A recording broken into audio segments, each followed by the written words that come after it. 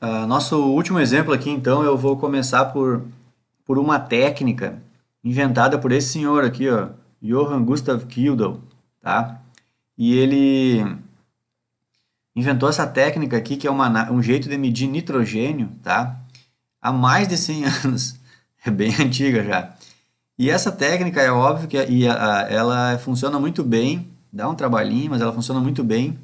E é claro que com um século de história ela foi levemente aperfeiçoada, né? Então vários detalhezinhos foram melhorados, digamos assim, mas digamos que o princípio básico dela ainda é o mesmo. Então é justo que até hoje ela se homenageie ele com o nome da técnica, né? Que é uma das técnicas para determinar nitrogênio. E determinar nitrogênio é um jeito indireto da gente medir quantidade de proteína, certo? Aqui está a imagem da técnica dele, né? Porque é o seguinte, né, as proteínas elas são formadas por uma cadeia de aminoácidos, né? E cada aminoácido, sempre a molécula de aminoácido, ela tem um carbono, que é um carbono assimétrico, né? Ligado com quatro elementos diferentes. E esse carbono assimétrico, dois desses grupamentos, um é um um ácido carboxílico, né? Um COOH, e o outro grupo é um grupo amina, que é uma base. É por isso que chama aminoácido, né? E depois, o outro ligante desse carbono aí é um hidrogênio, e o quarto ligante aí é o que muda. Então, a diferença dos aminoácidos é sempre esse quarto ligante do carbono, de modo que ali pode ter uma cadeia maior ou menor, e no final dessa cadeia pode ter grupamentos ácidos, pode ter grupamentos básicos, pode ter outra amina, por exemplo, né? Então, o que interessa é que as proteínas são formadas por aminoácidos e os aminoácidos sempre têm grupamento amino, de modo que medir nitrogênio em alguma coisa é um método indireto de medir proteínas. E essa técnica, então, até hoje é usada com esse aparato aqui, né, para se medir proteína em alimentos, por exemplo, né? Ela é bastante usada na área de alimentos e assim vai. Bom, como é que funciona o método, digamos assim, né, dessa técnica para medir nitrogênio? Inicialmente, tem uma parte que se coloca a amostra num frasco, tá? Aqui eu peguei um desenho que é o método bem raiz ainda, né? Depois ele sofreu várias melhorias, eu até mostro depois aqui no videozinho bem rapidinho. Mas aqui é o método mais raiz ainda, né? A gente tem um frasco, bem isso, né? É um frasco, aqui no frasco a gente vai colocar nossa amostra com uma massa conhecida, né? Tem que se conhecer perfeitamente a massa da amostra que foi colocada aqui. Então, mais para adiante, vocês vão ver que eu inventei um exemplo ali com leite em pó, né? Então, se pesa uma quantidade de leite em pó, coloca aqui, e depois a gente coloca uma quantidade muito grande de ácido sulfúrico. Esse ácido sulfúrico aqui vai decompor a, vai decompor as proteínas, né? Vai desnaturar todas as proteínas e todas aquelas moléculas de grupo amino dos aminoácidos, elas vão se decompor e vão virar cátions, amônio, né? E a gente vai ter, e para que essa reação aconteça mais rápido, a gente coloca alguns catalisadores e também isso aqui fica fervendo, né? Isso aqui fica em aquecimento por muitas horas. A gente tem até que colocar bem pouca amostra de leite, por exemplo, aqui, leite em pó, porque senão, eu já fiz aula assim, em que a gente colocou para mais e depois não estava funcionando tão bem o aquecimento lá. Ah, ficou com uns 4 dias aquecendo. Um troço, mas não precisa ser tanto assim, né? Por isso que não se pode colocar muito aqui. E a gente coloca o catalisador e fica aquecendo. Qual é a lógica que vai acontecer aqui? É que a gente vai desnaturar todas as proteínas ali, né? E todos os grupamentos aminos NH2 que estavam ligados nos carbonos, eles vão virar o cátion amônio, NH4+. E esse cátion vai ter como contraíon o sulfato do ácido sulfúrico, né? Então a gente percebe que logo que é bem legal esse experimento aqui, porque logo que a gente coloca a amostra que tem proteína e coloca o ácido sulfúrico, o catalisador e bota para aquecer, isso aqui vira uma coisa preta, parece um petróleo.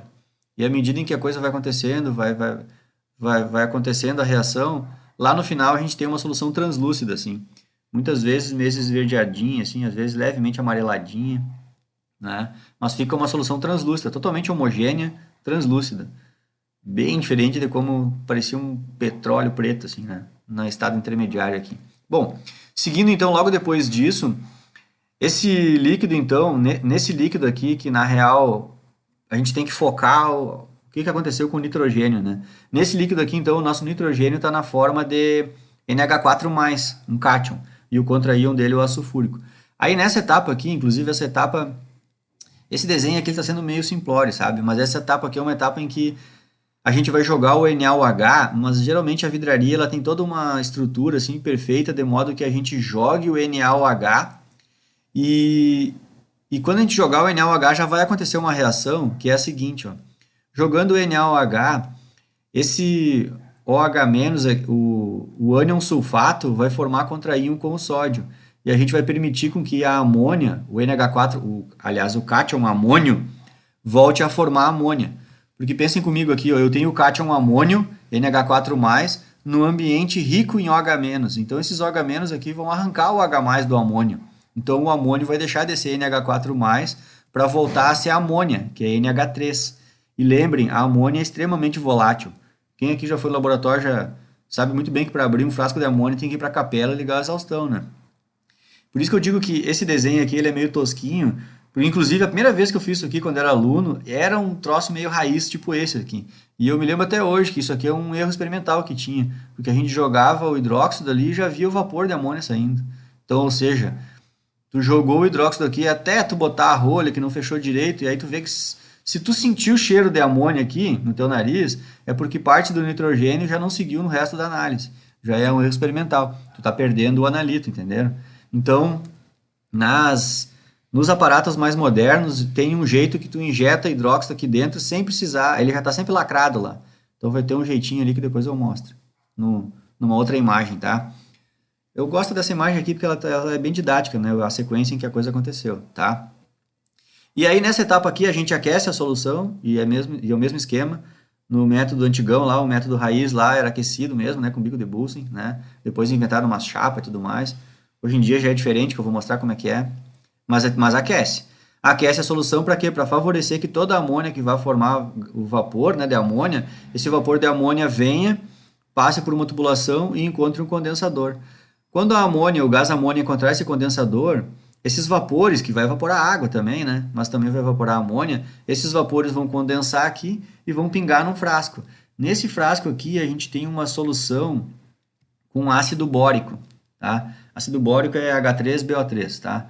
Ácido bórico. Então, a gente tem uma solução com uma quantidade grande aqui de ácido bórico, e o que vai acontecer é que quando essas moléculas de amônia, a amônia é uma base, quando a amônia encontrar um ácido, vai ter uma reação de neutralização. E como aqui isso aqui está em excesso de ácido bórico, a gente vai conseguir, a amônia vai arrancar só um íon H+ do ácido bórico.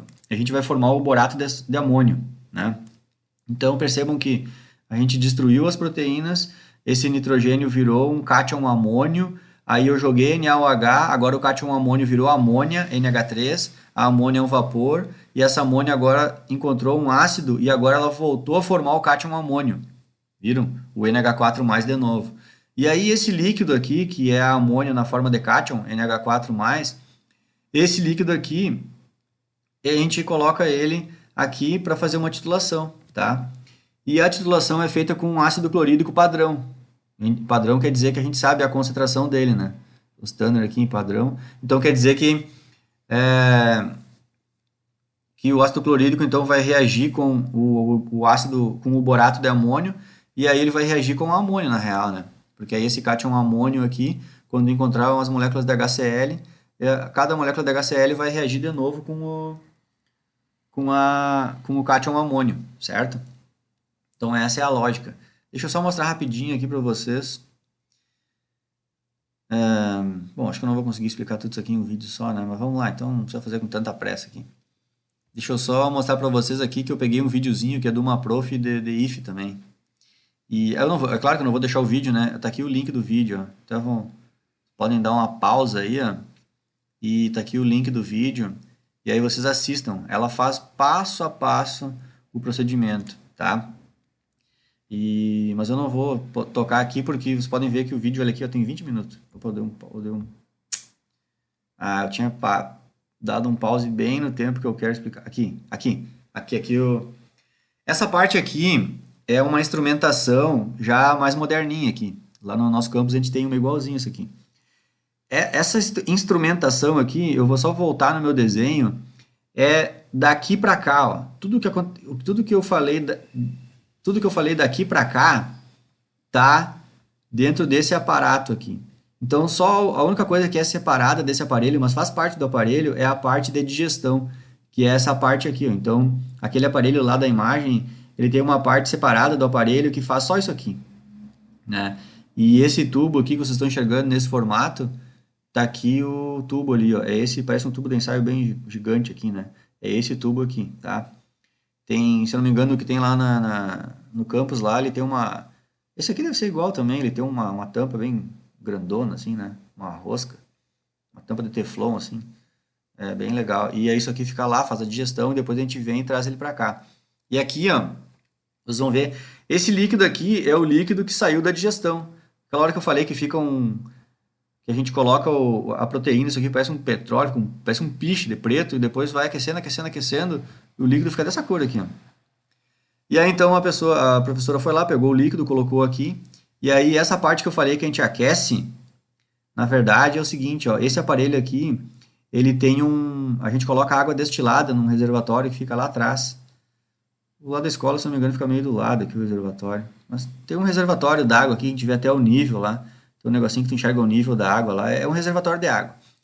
E aquele reservatório de água, ele aquece a água. O aparelho aquece a água e faz vapor. E aí o aparelho, o vapor que vem dessa água aquecida, que é uma água que está lá atrás, esse vapor ele vem por essa mangueira, que vocês conseguem enxergar que aqui tem uma mangueira aqui, ó, que está mergulhando lá no líquido. Tem uma mangueira aqui que está mergulhando lá no líquido. Então esse vapor aqui, ele vem aqui e vem através dessa mangueira. Então o que que o aparelho faz? O aparelho, na verdade, está jogando vapor, fazendo borbolhas de vapor aqui, ó, no líquido, aquele que está ali. E aí, aquela hora que eu falei que tem um jeito de adicionar NaOH sem abrir a tampa, o jeito está aqui, ó. A gente coloca um estoque de NaOH aqui e essa torneirinha aqui a gente mexe nela. A gente abre essa torneirinha e aquele NaOH cai aqui dentro sem a gente precisar abrir a tampa. Então isso aqui já está tudo lacrado e aí assim a gente consegue, mesmo assim a gente consegue jogar NaOH lá dentro. Entenderam? Então essa é uma evolução técnica, assim, da parte instrumental, né? Além da evolução química, com o uso de diferentes catalisadores, né, para fazer mais rápido. Então essa técnica ela teve evoluções instrumentais, digamos assim, bastante evolução instrumental. E também teve evolução química também, né? Um pouco da química dela, né? Um pouco, mas a estrutura dela é a mesma ainda, né? Então por isso que a gente acha, chama o mesmo nome. E aí vamos lá. Depois que isso aqui fica se jogando vapor, tu imagina, tu tem esse volume de água aqui, tu jogar vapor, um piscar de olho, isso aqui já está fervendo também, porque a temperatura do vapor é alta, né? Óbvio. Então, e aí então, isso faz com que toda aquela amônia, aqui vai entrar o NaOH, essa reação aqui vai acontecer e aquele vapor ajuda mais ainda os vapores de amônia vir para o condensador. E o condensador está aqui, ó. O vapor vem por aqui. Aqui tem esses trap, isso aqui chama-se trap, né? Trap quer dizer armadilha em inglês, né? Isso aqui é uma armadilha, porque força que só o vapor mesmo siga o caminho, né? Vá que venha um vapor assim que logo condensa, ele bate aqui, condensa e volta. Então só o que for bem volátil mesmo é que consegue escapar. E aqui esse aparelho ele tem uma sequência de 3 trap aqui, ó. Tem que escapar desse, escapar desse, escapar desse, para daí vir para o condensador. Para a gente garantir que só a amônia venha, sabe? Só um vapor rico de amônia. Se for pouca amônia ali, mais água, a água cai aqui e ela acaba voltando para cá. Certo? E depois o vapor vem aqui, condensa e aqui está o Erlenmeyer com o ácido bórico ali esperando, né? E aí depois esse Erlenmeyer a gente só vai tirar daqui e faz a titulação normal. Aí aqui não é feita a titulação, né? A titulação é lá, suportezinho universal, aquele esquema de sempre. Então tá aqui, ó, deixar o link dela aí, dá um pause no vídeo e olhem, bem legal o vídeo, tá? Bom, vou parar aqui e agora no próximo vídeo eu sigo no exercício, né? Que eu fiz toda uma explicação para mostrar uma das aplicações de volumetria de neutralização, né? Então vocês viram que tudo isso aqui no final vai vir uma volumetria ácido-base.